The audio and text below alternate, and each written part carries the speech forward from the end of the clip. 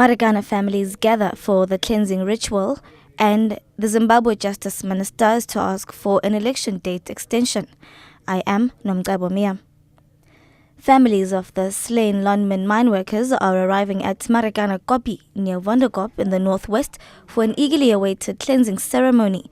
The ceremony will be held where 34 miners were killed last year in August during clashes with the police. 10 other people were killed in a preceding week. Itumeleng Khajane reports. A group of women has since been at the site of the Kopi from as early as 3 o'clock this morning, preparing food for those who will attend the event. Police have since asked all those who will attend not to carry dangerous weapons. Journalists have also arrived since the early hours of the morning. Only one police vehicle can be spotted at the Kopi at this point, but emergency medical personnel are on standby. Itumeleng Khajane, SABC News, Marikana. Former professor of constitutional law at UNISA, Marinus Vickers, says racial segregation laws, which were introduced by apartheid from the early 1950s, were built on the 1913 Natives Land Act. Wednesday will mark 100 years since the 1913 Natives Land Act came into effect.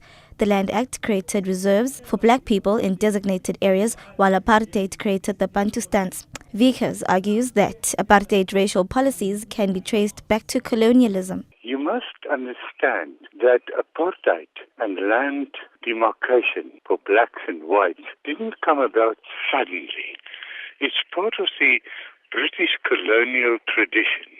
They had separate reserves for blacks and whites. Apartheid didn't fall out of the blue skies.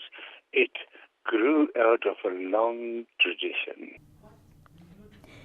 Meanwhile, Vickers says the removal of the coloured Indian and other non-white communities during the forceful removals in District 6 in Cape Town is one of the worst moments of forceful removals which took place during apartheid.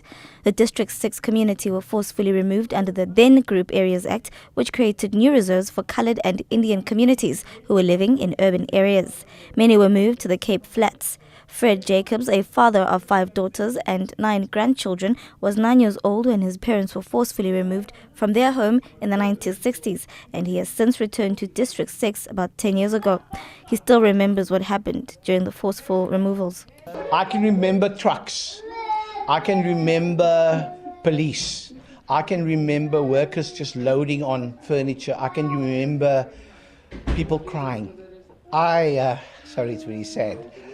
I can remember children hanging onto their mothers' dresses, not knowing what was happening. It was very sad, very tragic, and it was a very, very bad part of our history. But I think the important thing is we must never forget, because we must never, ever, ever let this happen in our country or anywhere in the world.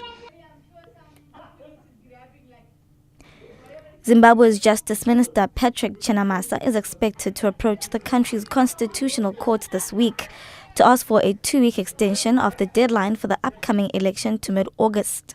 President Robert Mugabe last week proclaimed July the 31st as the election date, citing a deadline set by the court.